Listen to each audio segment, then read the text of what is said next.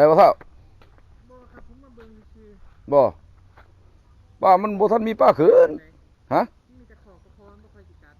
แม่นโอ้ยยามมันแม่มันก็ซ้ำนี่นี่ แม่บ่ทันหอดยามมัน แม่นยามนี้มันมีแต่ป้าน้อยๆตัวก็สามเขาคือเฮาเนาะสามเดินหน้า เหยียบห้อยมัน แม่นคันสามถอยหลังเลยปักถือห้อย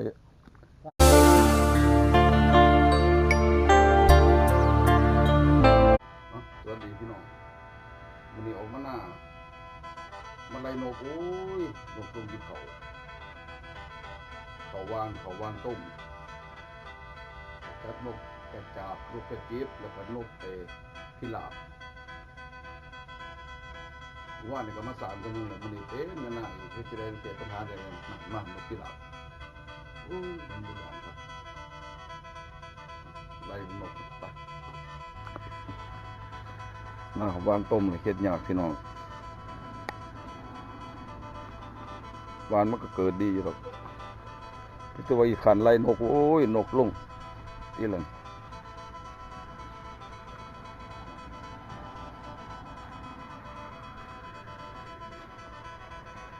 คุณน่ะนกลงกินมันของท่านไล่นกคู่มือเลย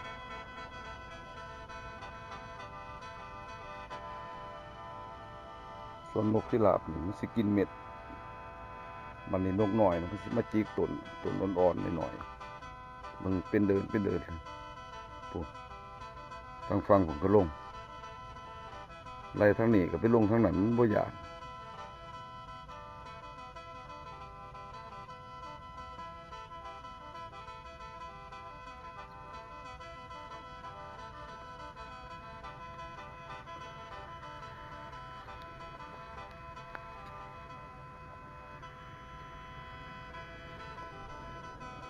อันนี้เขาพระเจ้าสามกับห้อยสิริแล้วล่ะเฮ็ดอินคือเก่าพระเจ้าสามเขาอยู่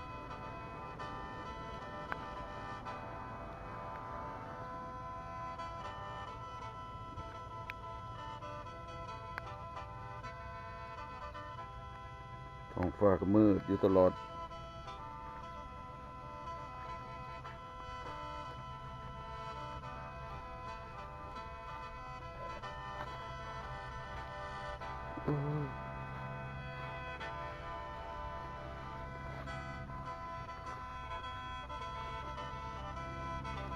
วานเม็ดรอบสองกำลังแตกมันก็ขาวอยู่กันนกบัวลงกินมันก็ไข่อยู่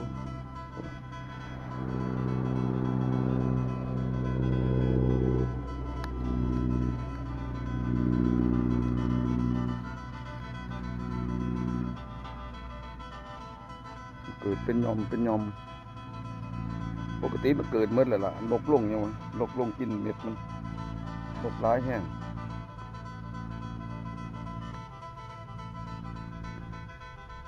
ม่วนทานแล้ว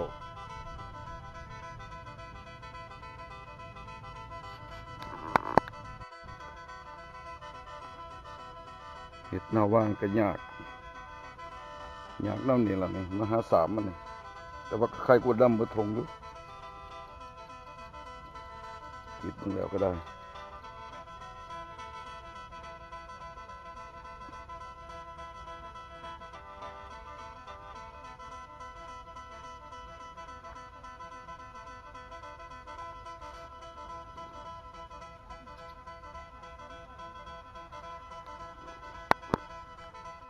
เอายาไปแก้กระโปงแก้เขามันหมดเลย แม่นี่ เอาพวกเมียแล้วแก้กระโปงเขาเลยมาจ้างให้ของมันแล้วแก้กระโปง อืม มันพลาดจริงๆต้นเอามันเลยเลยจับได้อีกมัดหนึ่ง เฮ้ยสิไปเนี่ยสิไปสามไซล่ะนี่ ใส่ตามันรับกันงานก็มองสองที่มันเป็นเดินเอามันเป็นเดินมาใส่ปัญหาดอกมันเป็นเดินกับแป้หนาแป้หลังก็พอเนาะ มันก็ยังไข่ตัวละมีหมองโลกโอ้ยขาดเจ้ากันเนาะ ขาดตกลูก บ่เอามือจิ้มเอาไว้นะ คนไม่อยากได้จะมากกว่าสิ ช่วย เมื่อวานก็เอามือ หามาก็ตามเวลา มือจิ้มก่อนกระดึงบัดนี้มันก็ได้อุ้ยเขาปีนี้จะงามอยู่ได้นี่ฮะ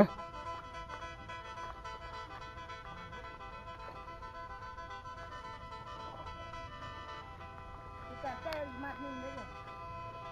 เพราะว่าหามาก็ตามเวลาตัวยูน ที่จอยลงหญ้าเลยตัวนี่ที่จอยนี่โอ้คือเว้ยเปื่อยแล้วหญ้าเห็นบ่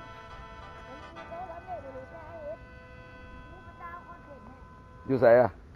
วัดทำใต้มีแต่พระราชมีหน้ามี อุ้ยเนาะ หนูก็ได้กินทั้งไม้ไหนกินทั้งไม้แล้วก็ได้กินอะไร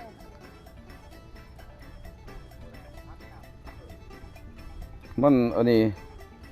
ลูกแห้งก็มี มันเป็นผักแห้งเนาะ มันต้องมีก็วันละหลายวันอย่างถ้ามันกลุ่มงานนี่ แม่นั่งบนบอกว่าไปโลกหน้ากูบ่ปืนไปแล้ว พู หน้า ด กู ตำรวจเลยทั้งนี้บนทะเบียน ปรับลงไหม หน้าเจ้าของกับบ่ได้อึดหม่องโลกหน้าเพิ่นบริการไปนี่เขาบ่กะลาที่โลกเอาแน่บ่ บ่ พี่ใต้เฮาบ่มีเขาได้เอามาโลกเอาอยู่ที่จ้ะ เกิดขึ้นมากับบักหอยกินเนาะ โอ้ของยายบ่นเพิ่นได้สร้างพยายามขอกินแล้วนั่น เออ อาจารย์เพิ่นบริการ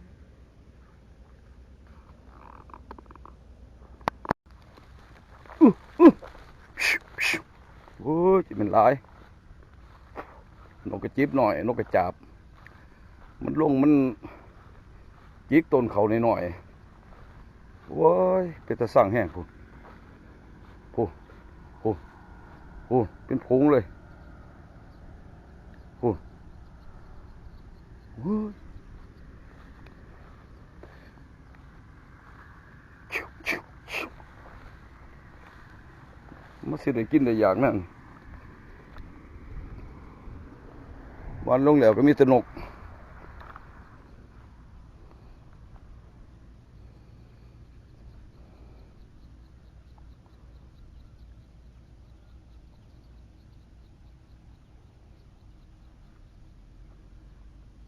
โอ้เป็นพุงอยู่ทั้งเลาะทางพิวพิวนี่บางทีแล้วมันจีกไว้มันขาดเลยนกกระจาบหน่อยมันจีกต้นเขาหน่อยบ่ย่างเลยนะ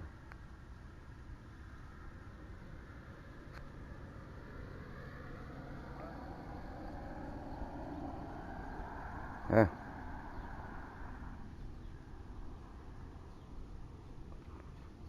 เฮ็ดจะได้แก้ปัญหาแนวใดกับนกนอเอาหุ่นมาปักกับบ่ย่าน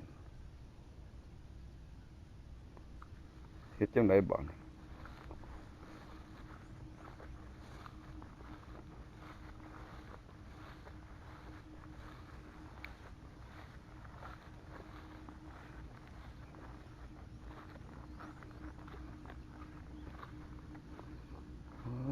น้ำไหลน้ำก็ไหลตลอดเลย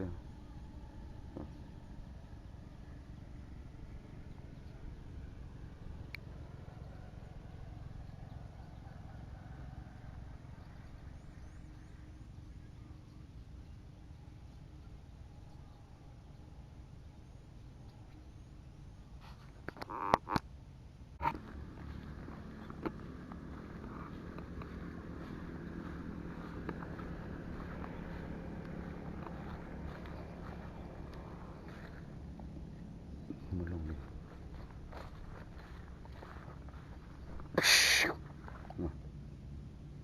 โอ้ตีละเป็นหายแห้งเลยหลายแห้งโอ้ย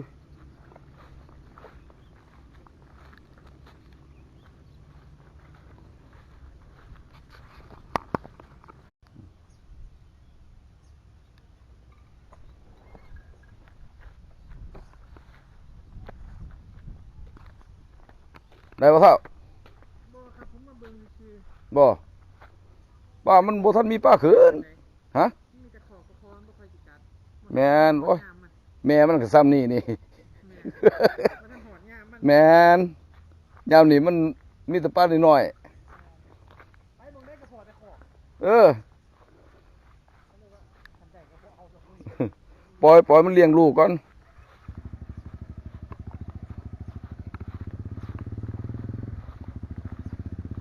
ผู้ดีเนาะน้ำสามเขา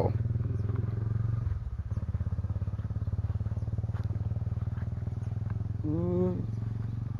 กล้าบ่หรือไปลกเขาลกเขา